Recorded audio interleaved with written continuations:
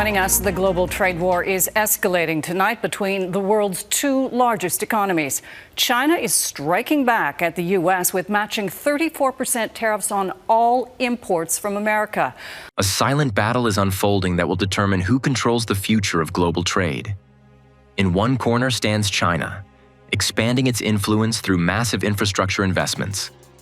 In the other stands BlackRock, the $9 trillion investment giant quietly acquiring strategic assets worldwide. Meanwhile, ordinary citizens remain largely unaware of how these power shifts are fundamentally changing our economic landscape. The myth of Nixon's job exodus. Remember when Made in America was everywhere? Those days are gone. Since 1979, America has lost nearly 7 million factory jobs. But what caused this massive shift? The China myth you've been told. Many people think President Nixon's 1972 trip to China started the job exodus. Not true. In fact, American factory employment actually peaked 7 years later in 1979. Think about it. When Nixon visited, China was dirt poor and barely traded with anyone. The real damage came much later. The real China shock hit like a tsunami. The true economic earthquake struck in 2001 when China joined the World Trade Organization, WTO. Suddenly, factories started moving overseas at warp speed. Between 1999 and 2011, America lost 6 million manufacturing jobs. Studies show that competition from Chinese imports directly wiped out at least 1 million of those positions. Hard truth: the Midwest never recovered. Towns built around factories collapsed into unemployment, population decline, and crumbling infrastructure. But wait, it wasn't just China. Here's something nobody talks about. Robots took more jobs than China did. A shocking study from Ball State University found that 87% of manufacturing job losses between 2000 and 2010 came from automation, not overseas competition. Let that sink in. Machines, not foreign workers, eliminated most factory jobs. As President Obama once said, "The next wave of economic dislocations won't come from overseas. It will come from the relentless pace of automation." U.S. factories today produce as much as they did decades ago, but with far fewer workers. Even as manufacturing employment plummeted, U.S. manufacturing output stayed near all-time highs by the mid-2000s. The Wall Street giant you've never heard of. While everyone focuses on tech companies, an investment firm called BlackRock has quietly amassed control over $9 trillion in assets, more than the GDP of almost every country on Earth. The Panama power play. In early 2025, something remarkable happened with almost no media coverage. A BlackRock-led group paid $22.8 billion to take control of port operations at both ends of the Panama Canal. Why does this matter? About 70% of Panama Canal traffic involves U.S. trade. It's one of the most important shipping routes in the world. The hidden government connection. During the COVID financial crisis, the Federal Reserve didn't turn to elected officials for help. They hired BlackRock to manage emergency bond buying programs worth billions. Think about that. A private company running government emergency financial programs, and some of those funds benefited BlackRock's own investment products. Bloomberg even called BlackRock a fourth branch of government during this period. Everyone's landlord, no one's friend. BlackRock doesn't care about politics. It cares about assets. The company owns significant stakes in thousands of businesses worldwide. In many major corporations, from tech giants to oil companies to banks, BlackRock funds are often the top shareholders. The big question: what happens when BlackRock's profit motives clash with the national interest? China's silent empire building.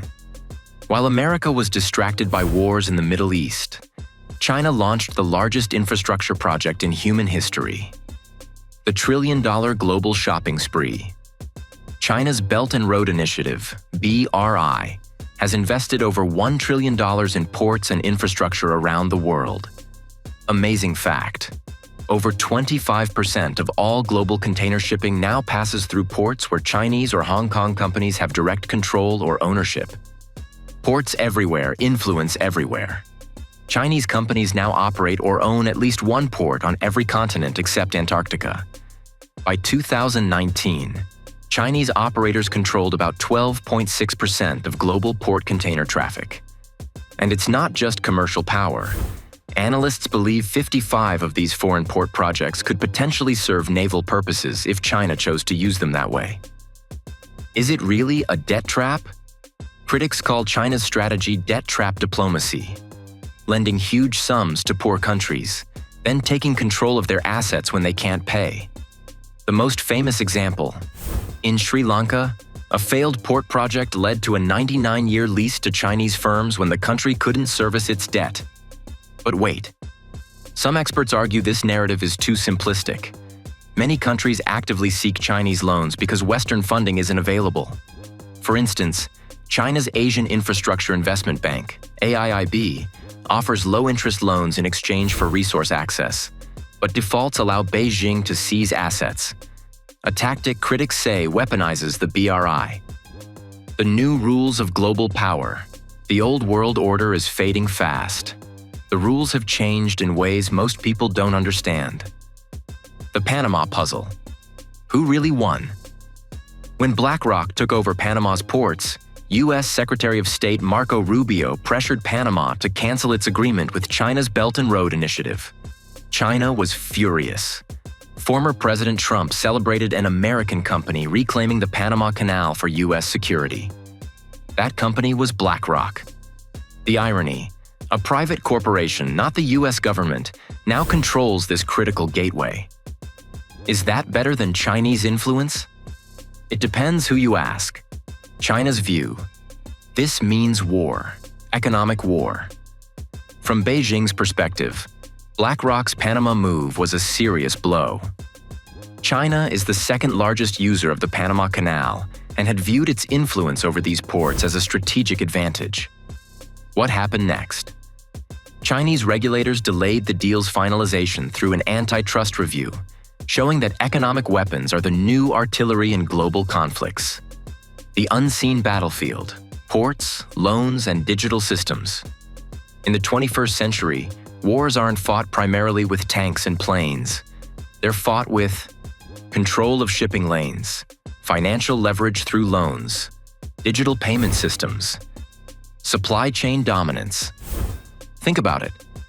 When was the last time major powers fought a traditional war? Today's conflicts happen in boardrooms and computer networks, not battlefields. What this means for you. All these power games might seem distant, but they directly impact your life in ways you might not realize. Your job security is at stake. The combined forces of globalization and automation have permanently changed the American job market. U.S. factories today produce as much as they did decades ago, but with far fewer workers. Even as manufacturing employment plummeted, U.S. manufacturing output stayed near all-time highs by the mid-2000s. Companies make more stuff with fewer people, and those jobs aren't coming back. Your cost of living is affected. Who controls global shipping routes directly impacts what you pay for everyday goods. When one corporation or country gains too much control over trade routes, they can influence prices worldwide. The Panama Canal alone handles about 6% of all global maritime trade. Consider this. A 10% increase in shipping costs through the Panama Canal could raise prices on thousands of products in American stores. Power isn't just taken, it's surrendered through indifference. As one analyst warned, the weapons are financial, and the battlefield is your wallet. Who controls global trade? The answer is clear: you don't. They do. And until we confront this new imperialism, corporate and state alike, the quiet revolution will leave democracy in ruins. What are your thoughts on this? Drop down in the comments and subscribe for unveiling the next chapter.